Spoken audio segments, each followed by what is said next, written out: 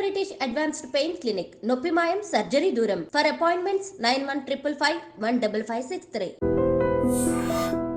నమస్తే, welcome to I dream inside politics with కవిత.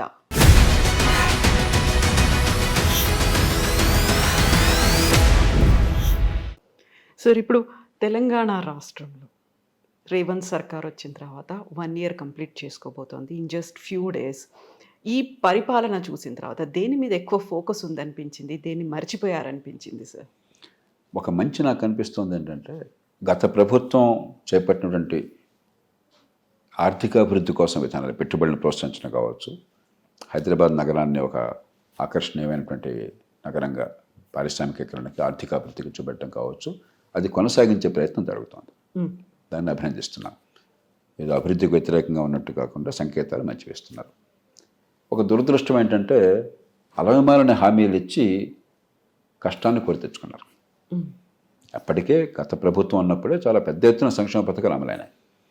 దానిలో కొన్ని మార్పులు చేర్పులు చేయొచ్చు, కానీ ఆ పైన అదనంగా మరొక 60-70 కోట్లు బహుశా అన్నీ కలిపితే అన్ని మాటలు నెరవేరిస్తే 1,20,000 కోట్లు ఏడాదికి అదనం ఖర్చు అయ్యేట్టు తీసుకునేసరికి పచ్చగా ఉన్న రాష్ట్రంలో సంక్షోభాన్ని తెచ్చుకున్నారు. అది ఒక ముఖ్యమంత్రిగా నేను అన్నాను, ఎందుకంటే వారి పార్టీ ఒక కొన్ని హామీలు ఇచ్చింది, అసాధ్యమైన హామీలని, ఆ భారాన్ని విడమే పెట్టారు. మంత్రివర్గాన్ని వాడు తప్పట్టడం కష్టం, మంచి చెడు తప్పు పొరపాటు ముందే జరిగింది. మూడోది, అలాంటి పరిస్థితులు ఏంటంటే డబ్బు లేనప్పుడు ప్రభుత్వాలు చేయవలసింది ఉన్న డబ్బును సద్వినియోగం చేసే పద్ధతులు ఎట్లా చేయాలి. ఉదాహరణకి విద్యకి బోర్డంత ఖర్చు పెడుతున్నారు. విద్యా ప్రమాణాలు అధ్వాన్నంగా ఉన్నాయి. గతంలోనే 50% పైగా 54-55% మంది పిల్లలు స్కూళ్ళల్లో, ప్రైవేట్ స్కూళ్ళల్లో ఉన్నారు. ఇప్పుడు ఇంకా తగ్గిందని చెప్తున్నారు. నేనేమంటాం, 66 లక్షల మంది పిల్లలు ఉంటే తెలంగాణలో స్కూల్ విద్యార్థులు, 21 లక్షల మంది ప్రభుత్వ స్కూళ్ళని ఈ మధ్య అందిన సమాచారం. వాస్తవం కాదు, పరిశీలించాలి. 66లో 21 లక్షలు అంటే దాదాపుగా 33-32% వచ్చేసాం మనం. గవర్నమెంట్ స్కూల్ మీద నమ్మకం పూర్తిగా పోయింది. ఖర్చు ఒక్కొక్క బిడ్డ మీద ₹1,00,000 పెడుతున్నారు. కాబట్టి మీరు చూడాల్సిన మొట్టమొదటి ప్రాధాన్యత ఏంటంటే, ఇంతంత ఖర్చు పెడుతున్నాడు అదనంగా డబ్బులు ఖర్చు పెట్టక్కర్లా. పిల్లల విద్యా ప్రమాణాలు పెంచడం ఎట్లాగా, పరీక్షల పద్ధతిని సమూలంగా మార్చి పరీక్షల్లో నిజాయితీ తీసుకురావాలి, పరీక్షల్లో మేధస్సును పరిశీలించే ఏర్పాటు కావాలి, బట్టి పట్టేది కాకుండా. అది గవర్నమెంట్ స్కూల్ కావచ్చు, ప్రైవేట్ స్కూల్ కావచ్చు, బాధ్యత మొత్తం మీదే. విద్యలో ఫలితాలు తీసుకురావడం బాధ్యత మీది. ఫలితం అంటే పాస్ కావడం కాదు. 96% మంది పాస్ అయినట్టు కనిపిస్తుంటే 10% మందికి కూడా ఆ క్లాస్ లెవెల్లో పరిజ్ఞానం లేదు. ఇంకా పాస్ ఏంటి, దొంగ పాస్లవే. ఈ ప్రభుత్వం లెక్కలు చెప్తాను. నేషనల్ అచీవ్మెంట్ సర్వేలో గణితంలో కానీ సైన్స్లో కానీ 10-12% మందికి ఆ స్థాయికి తగ్గటువంటి పరిజ్ఞానం ఉన్నది. పాస్ అయ్యి 96%. మరి ఈ మధ్యన 85% ఏమవుతుంది? ఎందుకుంది అది అంతరం? దాన్ని పూరించే బాధ్యత ప్రభుత్వానికి. దీనిలో డబ్బులు ఖర్చు అక్కర్లా, పద్ధతుల్ని మార్చాలి. అలా కాకుండా ఎట్లా ప్రతి ఓట్ల మీదే మనం దృష్టి పెట్టి 11,000 మంది టీచర్లు రిక్రూట్ చేశాను అని ప్రచారం చేసుకుంటున్నారు. అసలు అంతమంది టీచర్లు అక్కర్లా. తెలంగాణలో విద్యార్థుల సంఖ్య ఏడాదికి తగ్గుతోంది. ఎందుకంటే జనాభా అదుపులోకి వచ్చి ఆ 14-15 ఏళ్ల లోపల ఉన్న పిల్లల సంఖ్య తగ్గిపోతుంది సమాజంలో. మంచిది అది. అలాంటప్పుడు నేను టీచర్లు ఎక్కువ ఎందుకు? ఇప్పటికే టీచర్లు మన పిల్లలకి సరిపడినంతమంది ఉన్నారు. 14-15 మంది పిల్లలకు ఒక టీచర్ ఉన్నప్పుడు అదనంగా టీచర్లు పెట్టడం ఇంత పెద్ద అంశంగా తీసుకొచ్చి ఇంత పెద్ద యాడ్స్ చేసుకున్నారని చెప్పండి. మీకు పరిపాలన మీద ఏంటి దృష్టి ఉంది? ఎన్నికల్లో ఓట్లు, దానికోసం ప్రజల్ని మభ్యపెట్టి గవర్నమెంట్ ఉద్యోగాలే పరిష్కారం అనే భావాన్ని చూపెట్టడం, ఫలితాలు రావు మళ్ళీ పిల్లలకి. విద్యారంగం అన్నది సామాన్యుల పిల్లలకి మంచి విద్య అందించడం కోసం, అంతేగాని కొంతమంది యువతకు ఉద్యోగాలు ఇచ్చి పని చేయకుండా కూర్చోబెట్టడం కోసం కాదు. ఏ రంగమైనా కూడా ఈ మౌలికమైన విషయంలో దృష్టిలో పెట్టాలి. అది కనుక చేసి ఆర్థిక క్రమశిక్షణ పాటించినట్లయితే ఉన్న యంత్రాంగాన్ని ఉపయోగించుకుని ఫలితాలు తీసుకురావడం, ఖర్చు పెట్టడం అంతనే కాదు, ఫలితాలు. మూడోది, ఈ ఆడంబరాలకు పోకుండా పొదుపరితనం పాటించడం. మూసి ప్రక్షాళన అన్నారు, సంతోషం. 1,50,000 కోట్లు అన్న మాట వచ్చింది. నా గుండె బేజారైపోయింది. చైనాలో ప్రపంచంలో అమెరికాకి దీటైన ఆర్థిక వ్యవస్థ, మనకు 5 రెట్లు ఉన్న ఆర్థిక వ్యవస్థ, చైనా దేశం మొత్తాన్ని ప్రభావితం చేసింది 3 Gorges ప్రాజెక్ట్. ఆ ప్రాజెక్టుకి అయిన ఖర్చు ఎంత ఉందో అంత మీరు ఒక చిన్ని రాష్ట్రంలో, ఒక పేద దేశంలో, చిన్ని రాష్ట్రంలో, ఒక నగరంలో, ఒక ప్రాంతంలో అంత ఖర్చు పెడతామని మాట్లాడుతున్నారు. సై మనకు అర్థం ఉందేమన్నా? అమెరికా లాంటి దేశం కూడా ఒక $20-30 బిలియన్ ఒక ప్రాజెక్టు ఖర్చు పెడతామంటే 100 సార్లు ఆలోచిస్తారు.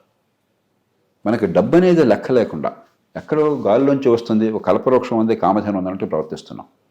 గతంలో మీకు చేవెళ్ల ప్రాణహిత కావచ్చు, తర్వాత మార్చినటువంటి కాళేశ్వరం కావచ్చు, మరొకటి కావచ్చు, ఆనాడు కూడా ఇదే మాట చెప్పాను. అభివృద్ధి అన్నది ఊరికే నినాదం ఇచ్చే డబ్బు ఖర్చు పెట్టడం కాదు, పెట్టే ఖర్చు వచ్చే ఫలితం. ఎందుకంటే భారం అంతా ప్రజల మీద పడుతుంది, డబ్బులు కట్టాల్సిన వాళ్ళు. దీనివల్ల ఏమవుతుంది, డబ్బులు లేకుండా చేసుకోవడం చేత ఫీ రీఎంబర్స్మెంట్ ఎవరినైనా అడగండి మీరు తెలంగాణలో, డబ్బులు ఇవ్వట్లా. అదేమంటే గవర్నమెంట్ బేరాలు ఆడుతుందట, పాత బకాయిలను వదిలేసేయండి, మిగతాది మన బేరానికి వద్దామని చెప్పని. అట్లాగే ఆరోగ్యశ్రీ చెల్లింపులు సకాలంలో పెట్టలా. కనుక్కోండి మీరు ఒకసారి, నిజమో కాదో ప్రేక్షకులకు తెలుస్తుంది. నాకు కనుక సమాచారం సరిగ్గా అందకపోతే కరెక్ట్ చేసుకుందాం. కానీ డబ్బులు అందట్లా. అంటే ఉన్న సంక్షేమ పథకాల డబ్బులు వెళ్ళాలా. జీతాలకు గగనంగా ఉంది ఈ మధ్యకాలంలో. తెలంగాణ రాష్ట్రం ఏర్పడినప్పుడు దేశం మొత్తంలో అతి ఎక్కువ మిగిలిన రాష్ట్రం ఇది. ఎందుకంటే ఒక తరగని కానీ హైదరాబాద్ నగరం, మహానగరం ఒక చిన్న రాష్ట్రానికి సొంత ఆస్తి అయ్యేసరికి ఈ రాష్ట్రానికి చాలా మేలు చేకూరింది. ఆ మొత్తాన్ని మీరు వృధా చేసుకున్నారు. ఎట్లాగా? ఇప్పటికైనా మేలుకోకపోతే ఎట్లాగా? కాబట్టి ఆర్థిక క్రమశిక్షణ, ఉన్న డబ్బులతో ఫలితాలను ఎక్కువ తీసుకొచ్చే ఏర్పాటు, ఇంకా డబ్బులు ఎక్కువ ఖర్చు పెట్టడం కాకుండా పెట్టే ఖర్చుతో ఫలితం వచ్చేట్టు ఏర్పాటు చేయటం, ఈ రెంటి మీద దృష్టి పెట్టినట్టయితే రాష్ట్ర భవిష్యత్తు బాగుంటుంది. సార్, మీరు అన్నట్టుగా ఇప్పుడు ఆర్థిక క్రమశిక్షణ అనేది లేకపోవడం అనేది ప్రాజెక్టుల మీద ఎక్కువ ఫోకస్ పెడుతున్నట్టుగా అనిపిస్తోంది. మూసీతో పాటుగా అక్కడ బాపు ఘాట్లో బాపు ఐడియాలజీ సెంటర్, అతిపెద్ద విగ్రహాన్ని ఏర్పాటు చేస్తాము అనేది, 4th సిటీని ఏర్పాటు చేస్తాము, అక్కడ క్లస్టర్లు ఏర్పాటు అవుతాయి. ఇవన్నిటితో పాటుగా వాళ్ళు ఇచ్చినటువంటి హామీలు కూడా ఉన్నాయి. దళిత బంధు కావచ్చు, లేకుంటే రైతు రుణమాఫీ, రైతు బంధు, ఇలాంటివన్నీ కూడా ఉన్నాయి. అందరూ ఎదురు చూస్తున్నటువంటి హామీల అమలు అనేది ఎన్ని మార్క్స్ వేస్తారు సార్ ఓవరాల్గా?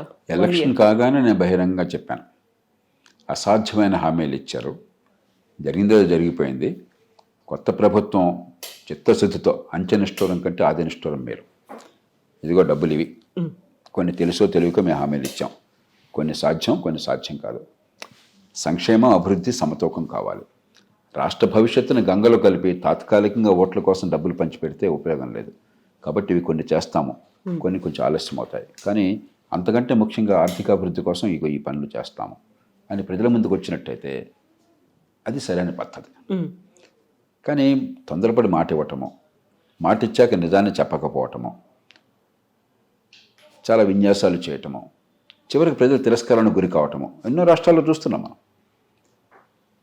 రుణమాఫీ ఎందుకు మీరు ప్రకటించారు? ఎన్నిసార్లు రుణమాఫీలు జరిగినాయి? మీరు అప్పు చేసి ఈ రాష్ట్ర ప్రజల మీద అప్పుల భారం పెట్టి రుణమాఫీ చేస్తున్నారు. రుణమాఫీలు ఎన్నిసార్లు చేశారు కదా. 1991లో, 89, 90లో అప్పుడు తావు దేవీలాల్, పిపి సింగ్ ప్రభుత్వంలో మొట్టమొదటి రుణమాఫీ జరిగింది. ఆ తర్వాత ఎన్నో రుణమాఫీలు వచ్చినాయి, రాష్ట్రాల స్థాయిలో, జాతీయ స్థాయిలో ఎన్నో రుణమాఫీలు వచ్చినాయి. రైతుల పరిస్థితి ఎందుకు ఇంకా ఎట్లానే ఉంది? రైతులు ఇప్పుడు కూడా ఎందుకని బయట 5 రూపాయల వడ్డీలకి 10 రూపాయల వడ్డీకి తీసుకోవాల్సి వస్తుంది అప్పులు? విత్తనాల కొనుగోలు దగ్గర నుంచి. అంటే ఏమిటి? మీరు ఓట్ల వేటలో పడ్డారు తప్ప రైతుల సంక్షేమం గురించి పట్టించుకోవాలా. తాత్కాలికంగా తృప్తిపరిచి ఓట్లు పొందడమే బాధ్యతగా తీసుకుంటాను అంతే. వ్యవసాయం బాగు చేయాలనే ఆలోచన లేదు మీకు. వ్యవసాయానికి రోడ్ మ్యాప్ ఏమన్నా మీ దగ్గర? వ్యవసాయాన్ని ఆదాయాలు పెంచడానికి ఇదిగో మీ పద్ధతులు ఉన్నాయి, ఈ రకంగా చేస్తున్నాం. వ్యవసాయం మంది పరిశ్రమలా పెంచుతున్నాం, ఎగుమతులు పెంచడం కోసం ఈ ప్రయత్నాలు చేస్తున్నాం. ఇదిగో ఈ రకమైనటువంటి ఎక్కువ విలువ ఉన్న పంట వచ్చేందుకు ఈ రకమైన ఏర్పాట్లు జరుగుతున్నాయి. ఏమో చెప్పండి నాకు ఒకసారి, నాకు అర్థమయ్యే చెప్పండి. అదేం లేదు. ఏదో పాతకాల పద్ధతులు రుణమాఫీ, మరొకటి రాష్ట్రం సర్వనాశనం అయితే కానీ చెప్పండి. ఇది ఒక్క రాష్ట్రానికి పరిమితం గట్ల, అన్ని రాష్ట్రాలు ఎట్లానే ఉన్నాయి. దీని నుంచి బయటపడాలి. ఆర్థిక అభివృద్ధి, సంక్షేమం సమతూకం ఉండాలి. ప్రభుత్వం పెట్టే ఖర్చుతో ప్రజలకు మంచి సేవలు అందించాలి. ఖర్చు కనిపిస్తోంది, జీతభత్యాల కోసం 10,000 కోట్లు ఖర్చు అయిపోతుంది, కానీ ప్రజలకు సేవలు అందట్లా. మనకు తెలుసు ఏం జరుగుతుందో, ప్రతిరోజు తెలుసు. కాబట్టి పెట్టే ఖర్చుతో ఫలితాలు రావాలి. ప్రజలు పన్నులు కట్టేది ఒక కప్పంలాగా కాదు, ఉమ్మడి సేవలు అందుతాయని చెప్పని. మీరు రాచరికం కాదు, ప్రజాస్వామ్య ప్రభుత్వం. ప్రజల సమ్మతితో, ప్రజల పన్నులతో మీరున్నారు అక్కడ. ప్రజలకు జవాబుదారీగా ఉండాలి.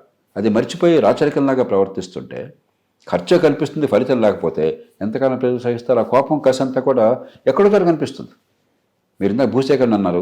అసలు ముందు ప్రభుత్వం అంటే విశ్వాసం సన్నగిలినప్పుడు, కోపం కసి యంత్రాంగం మీద ఉన్నప్పుడు ఏదో రూపంలో కసి బయటపడుతుంది. దాని మూల కారణాల గురించి మనం ఆలోచించట్లా. ఏదో నడుపుతున్నాం, రథం నడుపుతున్నాం. ఇక అవినీతి గురించి నేను మాట్లాడినాం. 40 కోట్లు అసెంబ్లీ ఎన్నిక కోసం ఖర్చు పెట్టాక అవినీతి లేదని అనుకుంటే వాడు అమాయకుడు అవుతాడంతే. కాబట్టి మనం నిజాయితీగా పునరాలోచన చేయాలి. ఏం చేస్తున్నాం, ఏ పార్టీ అయినా సరే, ఏ రాష్ట్రమైనా సరే, ఏ ప్రభుత్వం అయినా సరే. సో ప్రజల్లో అసహనం, ఆగ్రహం ఏదో ఒక రూపంలో బయటపడుతుంది అనుకుంటే ఎన్నికల కాలం దాకా ఎదురు చూడాల్సిన అవసరం లేదు. 4 ఏళ్ల తర్వాత మళ్ళీ ఎన్నికలు వస్తాయి, అప్పటిదాకా వీళ్ళు తీర్పు అప్పుడు ఎట్లాగో చూపెడతారు. మీరు ఎన్ని విన్యాసాలు చేసినా కూడా చాలా ప్రభుత్వాలు అభివృద్ధి మీద దృష్టి పెట్టకపోతే ఓడిపోతున్నాయి. కాదని చెప్పండి మీరు. ఎన్ని విన్యాసాలు చేసినా కూడా, ఎన్ని రకాలైనటువంటి ఈ సంక్షేమ పథకాలు పెట్టినా కూడా, ఎన్ని గ్యారంటీలు ఇచ్చినా కూడా ఓడిపోతున్నారు. కానీ ఆ స్పృహ ఉండదు.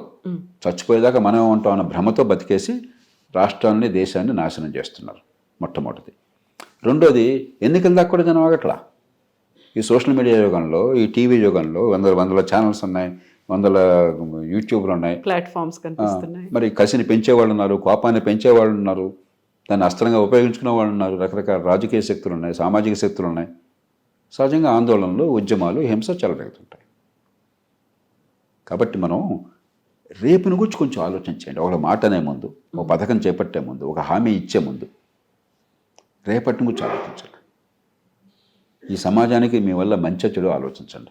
అంతేగాని ఇప్పుడు పబ్బం గడుపుకుందాము, ఇవాళ ఓటు వస్తే చాలు, ఇవాళ నా మాట వస్తే చాలు, ఇవాళ ప్రచారం వస్తే చాలు, పేపర్లో హెడ్లైన్స్ వస్తే చాలు, రేపేమో చూసుకుందాం అనుకుంటే రేపు ఉన్నది పర్యవసానాన్ని అనుభవించాలి. సార్ ఇప్పుడు December 7th 1 year కంప్లీట్ అవుతోంది. ఎన్ని మార్క్స్ వేస్తారు సార్ మీరు 10కి? నేను దానిలోకి వెళ్ళను. ఎందుకంటే కరవమంటే కప్ప కోపం, ఇవ్వమంటే పాము కోపం. ఇందాక రంగాలు చెప్పాను కదా, కనీసం అభివృద్ధికి వ్యతిరేకంగా సంకేతాలు ఇవ్వటం లేదు. హైదరాబాద్ నగరం, మీకు పార్టీలు అంటే కోపం ఉండొచ్చు, ప్రేమ ఉండొచ్చు, పక్కన పెట్టండి.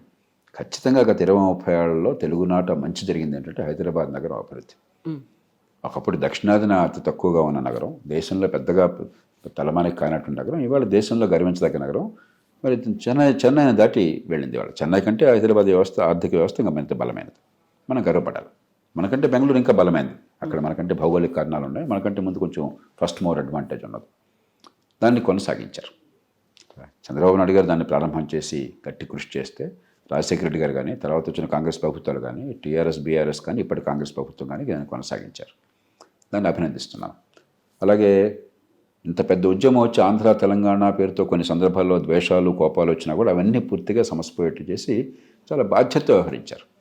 గతంలో ఉన్న బీఆర్ఎస్ ప్రభుత్వం, టీఆర్ఎస్ ప్రభుత్వం కావచ్చు, ఇప్పుడున్న కాంగ్రెస్ ప్రభుత్వం కావచ్చు, అందుకు వారిని అభినందించాలి. ఇందాక మిగతా పొరపాట్లు నేను చెప్పాను. మనం ఎక్కడో చోట క్రమశిక్షణ లేకపోయినట్టయితే, సమతూకం లేకపోతే, ఎందుకు రేవంత్ రెడ్డి గారే బహిరంగంగా చెప్పినట్టుగా నేను సోషల్ మీడియాలో చూశాను.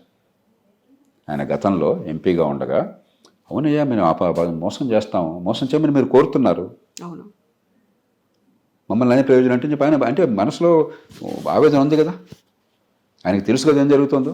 ప్రజలే మార్పు కోరుకోవట్లేదా అనిపిస్తుంది ఒక్కోసారి. అంటే విత్తు ముందా చెట్టు ముందా అని. తుది బాధ్యత నాయకులది. వ్యవస్థను మారుస్తామని ప్రజలకు హామీలు ఇచ్చి వచ్చేవాళ్ళు నాయకులు. కాబట్టి ఎన్నికైన ప్రభుత్వాలు ప్రజల మీద బాధ్యత పెడితే, అందులో ఒక పేద దేశంలో పేదరికము, అవిద్య, సరైన సేవలు అందకపోవటము, అధికార కేంద్రీకరణ, దాంతో ప్రయోజనోటు హక్కు, ఇది ఒక ఎక్స్ప్లోజివ్ కాంబినేషన్. ప్రజాస్వామ్యంలో ప్రజల తీర్పుతో ప్రభుత్వాలు వచ్చేది ఈ 4 ఉన్నప్పుడు చాలా కష్టమైనటువంటిది. అక్కడ దూరదృష్టి ఉన్న నాయకత్వం కావాలి. ఈ మొత్తాన్ని సమగ్రంగా అర్థం చేసుకుని ఎలా సమన్వయం చేయాలి, ఎలాగ స్వల్పకాలికాన్ని, దీర్ఘకాలికానికి మధ్య వారధి కట్టాలి. స్వల్పకాలికం కోసం దేశ భవిష్యత్తును బలిపెడతానని మీరు చేస్తూ ఉంటే మీ పదవుల కోసం చెప్పని దానికి మూల్యం చెల్లించాలి సమాజం. అంచేత నాయకత్వం బాధ్యత తీసుకోవాలి తప్ప ప్రజలను తిట్టే హక్కు లేదు మీకు. ప్రజలు కోరకుండా ఇవన్నీ ఇస్తామని చెప్పింది మీరు. హామీలన్నీ ఒకప్పుడు ఆత్మగౌరవంతో తలెత్తుకుని తిరిగే సమాజాన్ని ఇవాళ బానిసలుగా మార్చింది వాటి రాజకీయం. ఈ మాట నేను స్పష్టంగా చెప్తున్నాను. ప్రజలు కాదు మార్చుకున్నది. పేదరికం ఉన్నప్పుడు కూడా మీరే ఈ గ్రామాన్ని తెలంగాణ చూడండి, కోస్తాంధ్ర చూడండి, రాయలసీమ చూడండి, ఇంకే రాష్ట్రంలో చూడండి, మన ప్రజల్లో పౌరుషం ఉండేది, స్వావలంబన ఉండేది, ఆత్మభావన ఉండేది. ఏ ఊళ్ళో ఆ ఊళ్ళు వాళ్ళకి శక్తికి మించిది తలా 10 రూపాయలు వేసుకుని పనిచేసుకునేవాళ్ళు. అది నాశనం చేసింది మీరు. ప్రజల మంచిని నాశనం చేసి ప్రజల మీద దండెత్తే హక్కు మీకు ఎవడిచ్చాడు? కాబట్టి నేను ప్రజలను బాధ్యత పెడితే అది అంతకంటే తప్పు ఇంకోటి. దాని పరిష్కారం లేదు. వినడానికి చాలా బాగుంటుంది కానీ పరిష్కారం లేనటువంటి సమస్య అది. బాధ్యత రాజకీయానికి, పరిపాలన యంత్రాంగానికి, నాయకత్వాన్ని ఇచ్చే బాధ్యత, విధానం రూపొందించే బాధ్యత. అది చేతకాక ప్రజలను తిడుతున్నాం అంతే. Yes sir, thank you so much sir. Thank you.